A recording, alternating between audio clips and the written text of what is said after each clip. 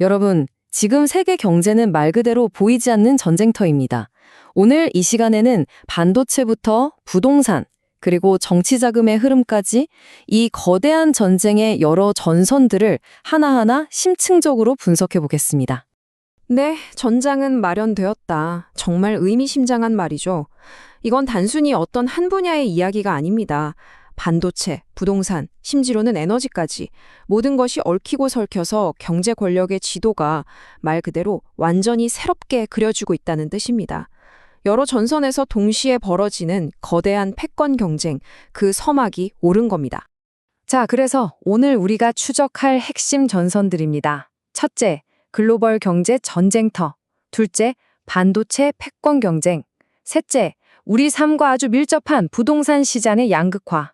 넷째, 지정학적 리스크와 K 방산의 기회.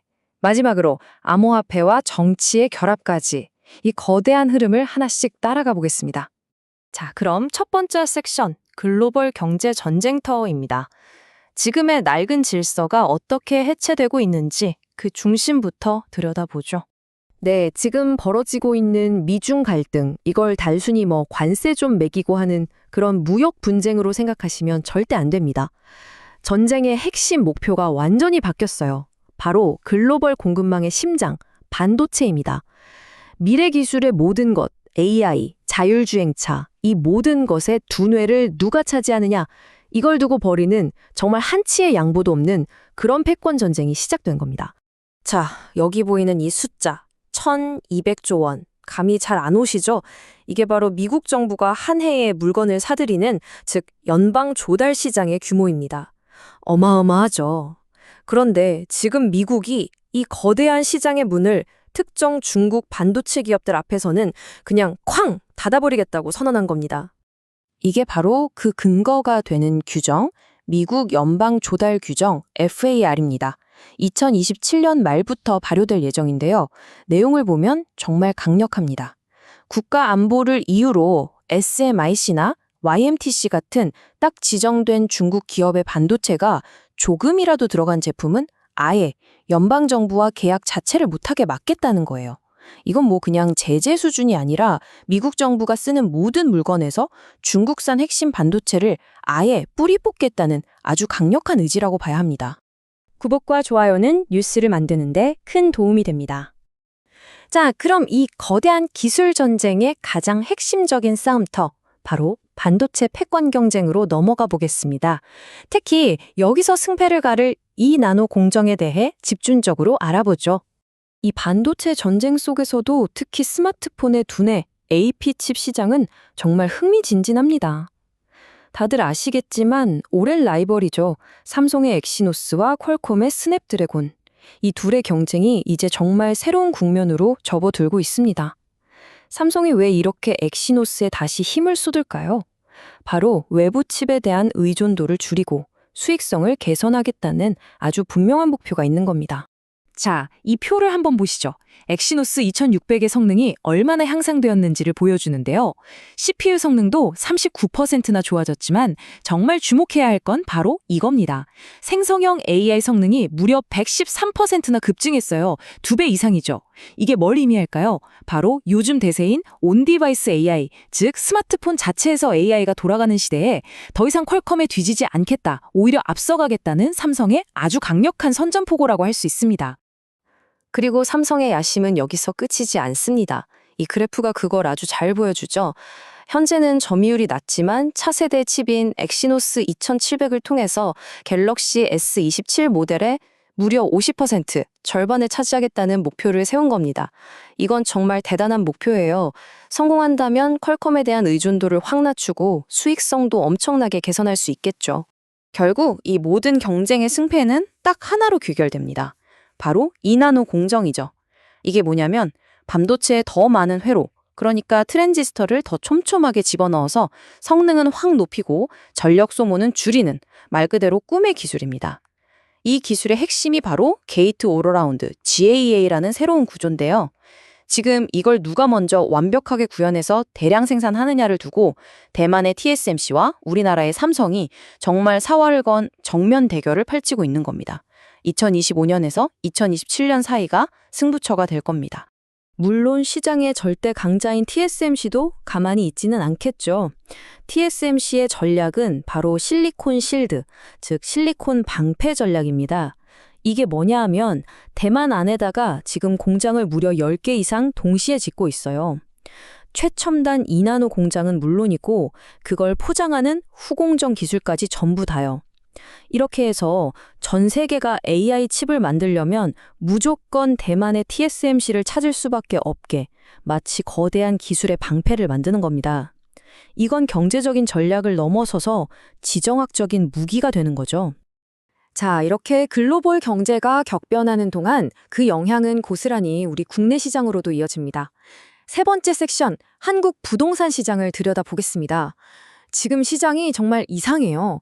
하나의 시장 안에 전혀 다른 두 개의 세상이 존재하는 그런 모순적인 상황이 벌어지고 있습니다. 이 그래프를 보시면 그 양극화가 한눈에 보입니다. 서울 아파트 가격 상승률인데요. 상대적으로 가격 부담이 덜한 이른바 가성비 아파트들은 1.4%나 오르면서 상승세를 이어가고 있죠. 그런데 반대로 최고급 고가 아파트는 보세요. 0.15% 상승에 그치면서 사실상 상승세가 멈췄습니다. 시장이 완전히 두동강 난 겁니다. 이런 시장의 혼란은 사람들의 심리에도 그대로 반영됩니다. 앞으로 집값이 어떻게 될 것 같냐는 질문에 무려 46%, 거의 절반에 가까운 사람들이 떨어질 것이라고 답했습니다. 오를 것이라는 응답보다 훨씬 많죠. 이건 시장의 불안감이 팽배하다는 뜻이고 자칫하면 소비가 위축되고 거래가 뚝 끊기는 거래 절벽으로 이어질 수 있는 아주 중요한 경고 신호입니다. 특히 고가 시장에서는 이미 구체적인 경고 신호들이 나타나고 있습니다. 강남 3구와 용산구 가격이 2주 연속 하락했고요. 또 세금 문제 때문에 다주택자들이 매물을 급하게 내놓으면서 예를 들어 송파구 같은 경우는 2달 만에 매물이 무려 70%나 폭증했습니다. 심지어 이름만 대면 알만한 주요 단지에서는 몇 달 사이에 수억 원씩 가격이 떨어진 거래가 속출하고 있습니다. 이건 명백한 냉각 신호죠. 구독과 좋아요는 뉴스를 만드는 데 큰 도움이 됩니다. 자, 국내 부동산 시장의 이런 불안감은 사실 더 큰 외부 충격과 연결되어 있습니다. 네 번째 섹션에서는 다시 시야를 넓혀서 지정학적 리스크와 K-방산에 대해 알아보겠습니다. 이 리스크는 우리 경제에 분명한 위협이지만 동시에 놀라운 기회를 만들어내고 있습니다. 이 타임라인을 보시면 그 연쇄 반응을 쉽게 이해하실 수 있습니다. 먼저 중동에서 분쟁이 격화되면서 전 세계 안보에 대한 우려가 커졌죠.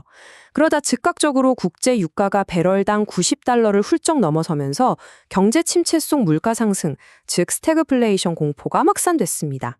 그리고 그 여파로 안전자산인 달러 가치가 치솟으면서 원달러 환율이 17년 만에 최고치인 1,500원을 돌파하는 등 한국 경제가 직격탄을 맞았습니다. 그런데 정말 역설적이게도 바로 이 불안정한 국제 정세가 한국의 방위산업, 이른바 K방산에는 엄청난 기회가 되고 있습니다. 단순히 무기를 파는 수준을 넘어섰어요.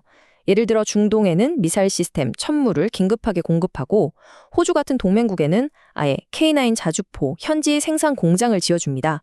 심지어는 무기 계약을 하면서 우리나라에 필요한 LNG, 즉 에너지 안보까지 함께 챙기는 아주 고차원적인 전략을 구사하고 있는데 이게 지금 세계 시장에서 제대로 먹혀들고 있는 겁니다. 자, 이제 마지막 전선으로 가보겠습니다.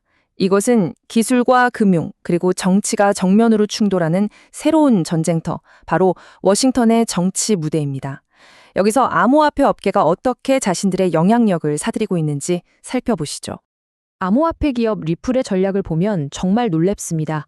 이들은 더 이상 정부가 규제를 만들어 주길 수동적으로 기다리지 않아요. 직접 돈을 써서 규칙을 만들려고 합니다.